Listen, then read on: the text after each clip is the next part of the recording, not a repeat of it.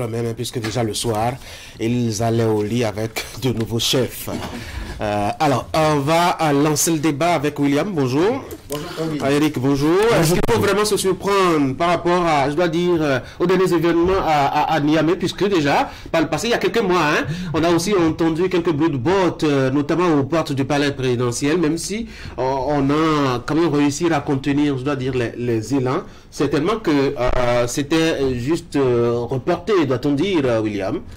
Voilà un président élu par un peuple et qui a du mal à entrer en fonction en raison des mouvements d'humeur de son armée, notamment de sa garde présidentielle. Il ne dormait même plus au palais présidentiel, oui. Parce que c'est une garde nationale, garde présidentielle héritée de son prédécesseur, président du même parti politique que lui. Voilà un président qui, un an après ces bruits de couloir, en 2022 précisément, était assujetti au même dictat de ces militaires haut gradés assurant sa propre sécurité. Cette fois, ce n'est plus la garde présidentielle qui le sauve d'une tentative d'autres haut gradés de cette même garde présidentielle, c'est-à-dire ce n'est plus les hauts responsables qui intimident les plus jeunes dissidents, mais cette mutinerie maintenant est cette fois venue des hauts responsables de la garde présidentielle. En 2023, voilà encore qu'il se fait que c'est cette même garde présidentielle. On n'est pas vraiment surpris.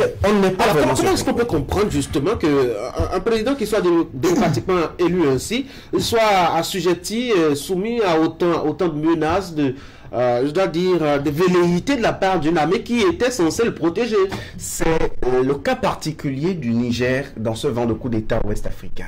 On a peut-être très tôt envie d'assimiler le coup d'État nigérien à une continuité du vent qui souffle dans la sous-région, mais ce n'est pas forcément vrai. Parce qu'au contexte nigérien, il y a des particularités, des singularités qu'il faudrait relever.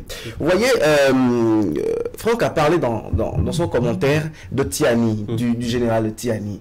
Vous voyez, voilà des gens qui, comme Bigari, depuis 2011, ont sévi sous Mamadou Issifou et qui, par la suite logique des choses, ne se sont pas forcément positionnés où ils le voudraient. Bigari aurait voulu, par exemple, être à la succession de Mamadou Issifou. Il a été Premier ministre pendant 10 ans.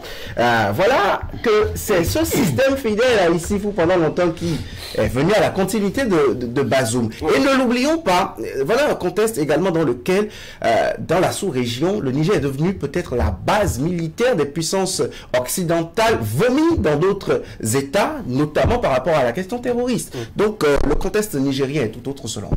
Oui, et les questions sont vraiment différentes puisque ceux qui ont pris le pouvoir à Niamey disent quand même, et c'est le premier grief qu'ils ont mis dans leur discours, la question de sécurité. On a vu beaucoup de forces, d'éléments de la force de défense nigérienne complètement, je dois dire, décimés par des attaques terroristes. Ils sont tombés dans plusieurs pièges et parfois c'est par dizaines qu'ils meurent. Oui, nous savons que sur la question de la crise sécuritaire, justement, avec le Niger, le problème se pose véritablement. Mais après, est-ce que le président Bazoum n'a pas véritablement œuvré, a véritablement trouvé des solutions? Pour ce coup de force, moi j'ai un peu le sentiment de ce que on est allé un peu trop vite et que les militaires qui ont pris le pouvoir, je pense que c'est très opportuniste. Voilà, les raisons... Il devrait attendre combien de temps? Non, parce que moi j'ai pas connaissance de ce que le Niger soit, c'est pas, traverse une crise profonde. On n'a pas vu de contestation, on n'a pas vu de manifestation, rien de tout ça. Jusqu'à hier matin, les rues de Niamey étaient tranquilles, voyez-vous. Et donc c'est là peut-être un peu la particularité, peut-être pas dans le sens que William évoquait tantôt, mais ce sont des éléments qui nous amènent à s'interroger, mais oui, on ne pouvait pas s'imaginer justement que cela pouvait venir. Est-ce qu'il n'y a pas de ressemblance là entre le Mali, le Burkina et le Niger maintenant, quand ils mettent la sécurité en avant? Non, je ne crois pas. Je crois que pour le Niger, c'est un alibi que les putschistes ont trouvé pour renverser tout simplement Bazoum, parce que au niveau du Burkina, au niveau de Mali, non seulement il y avait la crise sécuritaire, mais il y avait une malgouvernance où les populations étaient vraiment fatiguées de la tête des dirigeants. Donc il y avait comme une envie de sortir de ce système-là. Je crois qu'avec Bazoum, William l'a si bien décrit, et il s'est retrouvé dans un environnement qui n'était pas trop propice pour mettre en place sa propre politique, même s'il était issu, du parti de son prédécesseur. Mais il fallait qu'il ait des mains, des hommes de main, des gens sur qui il pouvait compter. Quand on a l'impression qu'il a été coopté pour continuer il s'est retrouvé, on pouvait lui donner quand même la main de pouvoir s'entourer des gens à qui il peut donner des ordres. Parce que le parcours, la situation qui s'est produite à son arrivée, il y a déjà eu des couacs. Un an après, je crois qu'il y a eu des situations. Donc, il y a une succession d'événements qui se sont produits et on pouvait s'y attendre. Mais ces derniers jours, il y a eu un calme quand même. Disons, on se rend compte que le calme était précaire. Donc, c'est des gens qui ont fait un travail de soubassement, qui cherchaient comme des fourmis. Ils ont trouvé le bon moment, Eric. Voilà, mais vous savez, dans les couloirs des palais présidentiels, il y a toujours quelques petites frustrations entre hommes de rang et partout, tout ça. Mais dans l'environnement dans lequel il est venu se retrouver, je ne pense pas que les éléments qui étaient là et qui ont sévi l'ancien président soient peut-être source d'insécurité pour lui. Quand vous prenez Bazoum et l'ancien président Mamadou Issifou, c'est le même parcours. C'est d'abord du très bons amis, c'est le même parcours. C'est justement pour ça que la transition entre l'ancien président et lui s'est passée de façon pacifique. C'est le même parti politique et puis tout ça. Et donc, bien au contraire, cet environnement devrait davantage l'aider à pouvoir dérouler son programme, à pouvoir véritablement travailler. Et donc, où est véritablement le problème? Je pense que c'est la question qu'on se pose après ce coup d'État. Je ne suis pas du même avis que Eric. Est-ce qu'il n'y a pas d'autres éléments qui pourraient cautionner, je dois dire, ce qui est arrivé à Niamey? Il ne faut pas oublier, lors de sa proposition de candidature, il y avait déjà une polémique autour de sa nationalité. Quelques-uns le trouvaient beaucoup plus libyen que nigérien. Les conditions dans lesquelles aussi il a remporté les élections présidentielles n'ont pas été vraiment du tout catholiques. Est-ce que ce ne sont pas des éléments qui, ma foi, on peut faire balancer les choses hier? Je suis bien d'accord avec vous. J'ai coché un nom, c'est plutôt Rafini, l'ancien Premier ministre. Vous savez, Eric a dit que la transition a été une des plus faciles. Je ne le pense pas. Rafini était beaucoup plus vu, par exemple, pour être candidat du parti. Et aujourd'hui, nous savons que le torchon brûle un peu entre Bazoum et son successeur. Pourquoi? Tout simplement, je dis successeur, son prédécesseur. Parce que Mamadou Issifou, qu'il a eu longtemps ministre de l'Intérieur, n'est pas forcément toujours conforté dans ses avantages, parce que voilà un gouvernement sous Bazoum qui est un peu divisé. On parle des pro-Rafini, on parle des pro-Bazoum dans un même exécutif, bien qu'ils soient du même parti politique. Et ne l'oubliez pas, une des sources me disait encore hier que il semblerait que Tiani, le général chef de la garde présidentielle, serait plus proche de Rafini, l'ancien Premier ministre, donc de Mamadou Issifou, que de Bazoum, l'actuel président. Et vous avez parlé des conditions de sa candidature, de son élection. Ça montre qu'on n'a pas ravalé forcément toutes les vomissures, qu'on n'a pas accepté toutes les couleuvres, qu'on a failli, ou qui se sont présentées à un moment donné. On est mauvais perdant. On est mauvais perdant. Et je rappelle que au Niger précisément, c'est une crise interne de l'armée qui a eu raison d'un président démocratiquement élu. C'est pour ça que je rejoins Anthony Blinken, le patron de la diplomatie américaine, pour condamner. Pas pour condamner, mais ce type de condamnation est bien intéressante. Est bien intéressante parce que ce n'est pas une adhésion populaire, ce n'est pas la rue, c'est pas comme les coups d'État que constitutionnellement on condamne, mais qui dans la pratique viennent régler un problème. Ici, on en crée plutôt un autre. J'en veux pour preuve le fait que cette même armée s'est vue accusée de détournement de près de 300 milliards de dollars dans la gestion de la crise sécuritaire, dans l'équipement militaire et d'armement, que ceux-là aujourd'hui trouvent qu'ils sont les mieux placés pour organiser, même si ils ont raison peut-être d'être dérangés par la présence de forces étrangères. Je trouve que la singularité du cas nigérien est-ce que, rapidement on va évoluer, est-ce que le sentiment noté au niveau des populations, notamment au Mali, au Burkina Faso et peut-être même dans d'autres pays francophones, vis-à-vis, je dois dire, des rapports avec la France, peut aussi expliquer, ma foi, je dois dire, cette actualité-là, Franck? Moi, je ne pense pas. Je ne pense pas. Puisque le Niger accueillait tout ce que le Burkina et le Mali rejetaient. Hein? Non, je pense que c'était la solution que devrait trouver Bazoum en attendant de régler définitivement la crise sécuritaire au Niger. Parce qu'il est arrivé dans un contexte où, c'est vrai, ailleurs ils sont vomis, mais il a tendu la perche et puis les autres l'ont saisi et la collaboration allait. Puisqu'on a vu une certaine accalmie récemment au niveau de cette crise-là. Mais moi, je pense que ce que William a dit, est-ce que le problème se pose réellement au niveau de l'armée ou plutôt de l'environnement sécuritaire de Bazoum? C'est un concours de circonstances des deux niveaux, selon moi. Parce que c'est vrai, les accusations qu'on a fait contre l'armée et tout ça étaient fondées, ça a fusté certains au gradé de l'armée, ainsi de suite. Mais, vous savez, sous Issoufou, c'est l'unité de Tiani était très choyée. Je ne sais pas si ça a continué parce que Tiani est devenu très incontournable et très puissant dans le système, ce qui veut dire qu'il c'est même l'envie de le contourner qui a fait que les choses sont allées très vite. Et mieux, c'est que je me suis rendu compte peut-être qu'il a commencé par logner le poste présidentiel. Dis donc, avec les grades sur l'épaule, ça va être compliqué. Oui. De toute la façon, il y est parvenu, hein, si c'était... Non, il ne pas parmi ceux qui ont fait les grades. Jusque-là, pour le moment, je suppose qu'il n'est pas impliqué. Justement, je pense que c'est une piste qu'il faut explorer afin de vraiment de voir le problème. Je pense que déjà, quand cette histoire a commencé, pour les toutes premières informations, c'était une question de mésentente entre la garde rapprochée et puis la garde présidentielle. Et donc, c'est tellement que tout est parti de là, plutôt que de voir des problèmes de désaccord entre l'actuel président et l'ancien. Encore que, quel est l'intérêt pour Mamadou Issifou de voir partir Bazoum si lui-même il s'est engagé à comment on dit, à trouver une solution. Il est venu au palais. Oui, il est venu au palais. Il est venu. Donc, je pense que c'est peut-être au niveau des hommes de rang que l'incompréhension est venue et puis voilà, ils ont trouvé peut-être une solution à faire d'une pierre deux coups. Après, oui, sur la question, il faut voir que l'opinion publique africaine, en général, devient de plus en plus allergique à des États qui, voilà, continuent toujours par avoir un partenariat très serré avec la France.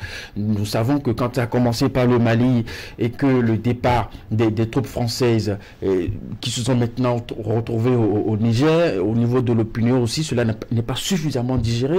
On a toujours traité Bazoum d'être aussi, de la même façon qu'on traite le président ivoirien, le président sénégalais, on le traite aussi, être vraiment à la solde de la France. Donc, il y a peut-être encore un peu de ça, et là, un peu moins, parce que c'est la première fois, peut-être pas, qu'on annonce un coup d'État et vous voyez des soutiens qui j'ai l'impression que c'est un pied de nez vraiment fait, et alors consciemment, un pied de nez à Bola Tinubu qui, tambour battant, quand il était élu à la tête de la CEDEAO, promettait de lutter contre ces genres de changements à la tête Ils ont même invité Bazoum à la Troïka qui devrait en décider récemment.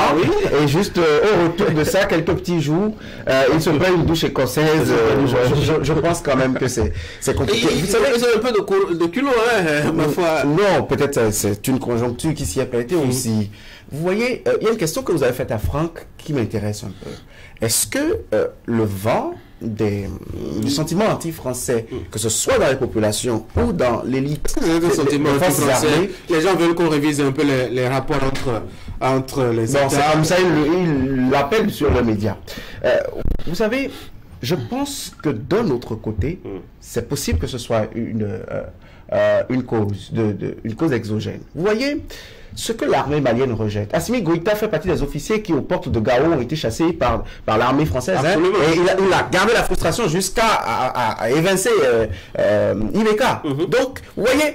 Il peut pas non plus survoler la base française. C'est le frère d'armes au Mali, au Burkina, voit un mal en une présence militaire pendant des années, en paix des frais jusque-là, et qu'ils sont, eux, devenus les plus hospitaliers, la plaque tournante, au moment où le foyer derrière de leur est, je veux parler du Tchad, n'intéresse pas la puissance colonisatrice, quelque part, ça peut amener des militaires à dire, ce n'est pas ce que les autres ont vomi que nous, on va avaler. Et quelque part, n'oublions pas que le Niger ne communique pas suffisamment sur ses accords militaires avec la France. Aujourd'hui, la France est là de fait. L'opération militaire française au Niger n'a plus de nom. C'est pas comme Barkhane, c'est pas comme Serval. On est là seulement. On est là pour être là.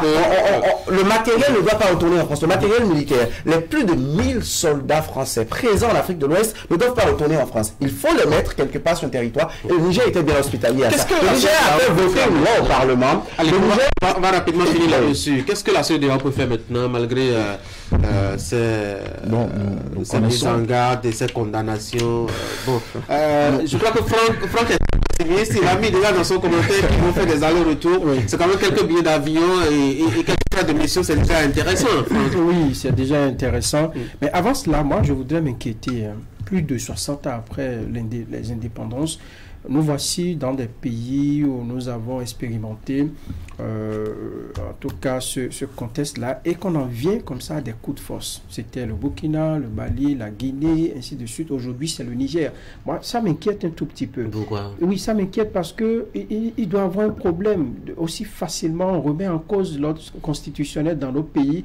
On a élu des présidents de façon démocratique qui n'arrivent jamais à la fin de leur mandat. On les renverse et les militaires viennent. Vous voyez, dans les pays où ça s'est passé, en dehors du Mali, où j'ai l'impression que les populations attendaient cela, dans les autres pays, on prolonge. Vous allez au Tchad, on a prolongé déjà la transition, vous allez dans les pays. Donc, ça ce ne sont pas des gens qui viennent de façon ponctuelle. Ce ne sont pas des solutions. Voilà, qui viennent pour régler le problème et qui partent. On prolonge, et puis ça me fait un problème. Maintenant, par rapport à la CEDEAO, n'attendez pas de solution miracle de la CEDEAO. C'est quand même, ils iront. C'est quand même le chef de l'État béninois qui est... Non, le chef de l'État, ce n'est qu'un émissaire.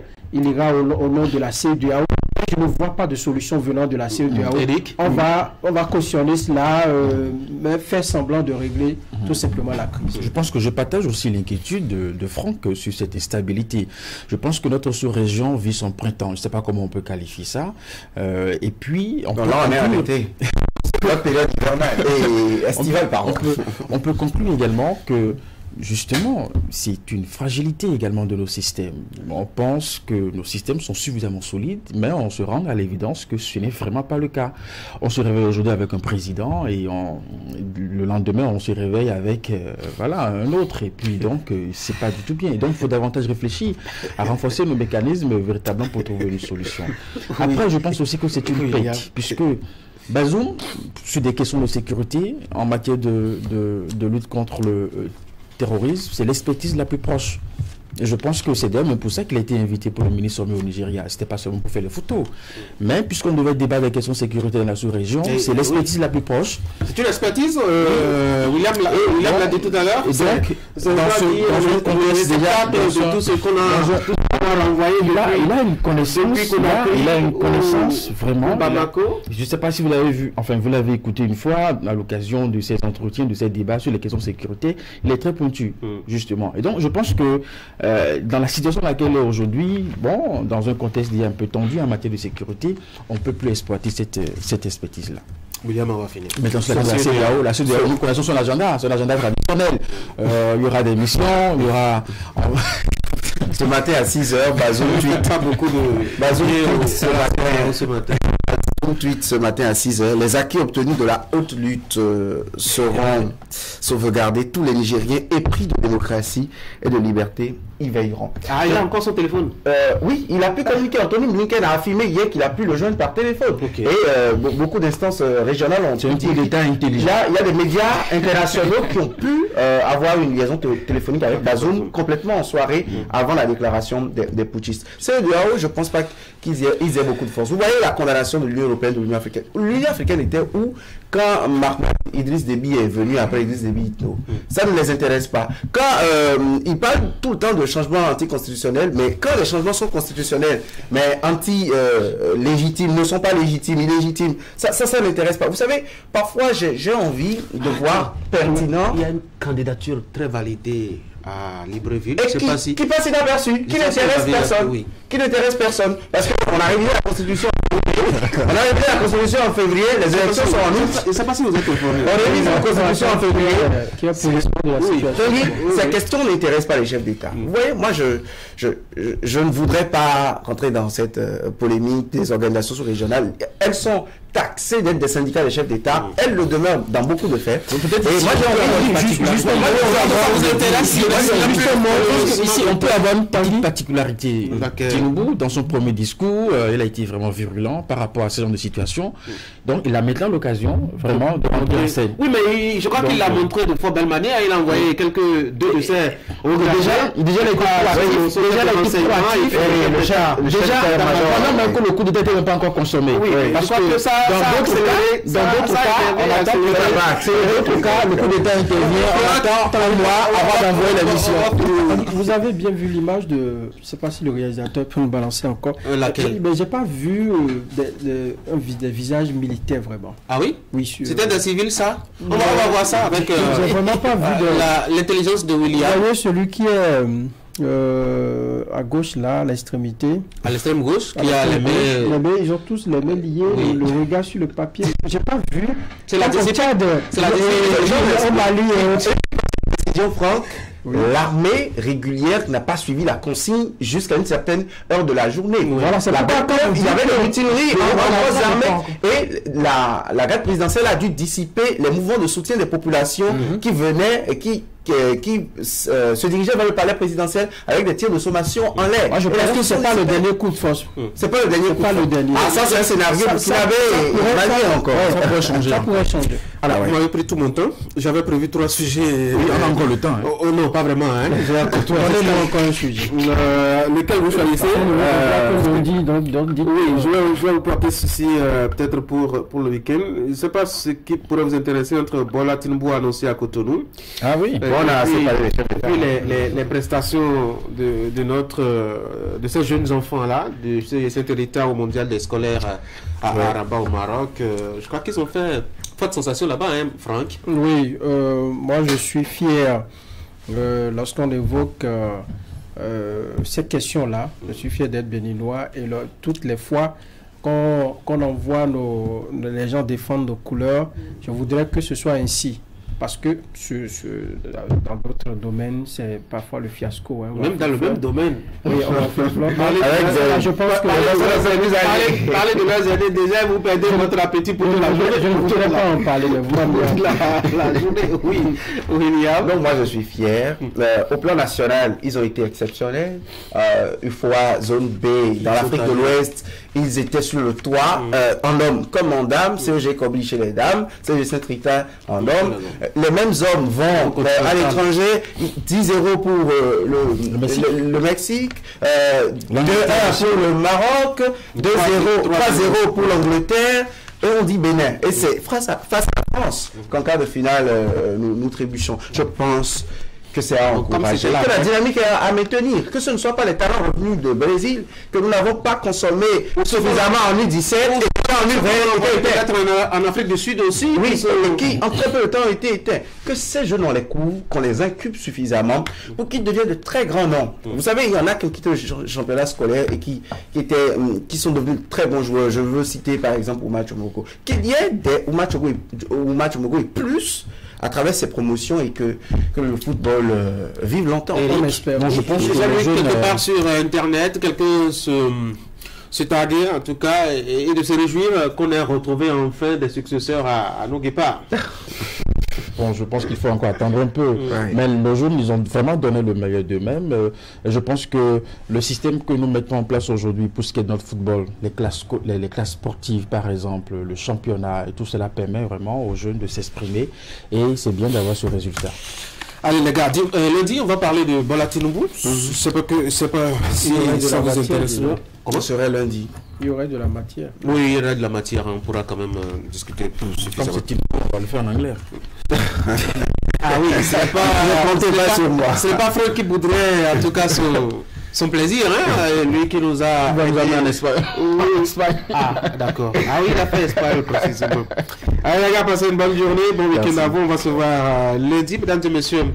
On va continuer Actu Matin avec l'instant pour ou contre. Naguib Alagbe qui a donné la parole à quelques citoyens rencontrés à Cotonou. Est-ce que c'est toujours bien de continuer à célébrer la fête de l'indépendance chaque année comme on le fait depuis 1960? Les avis sont partagés.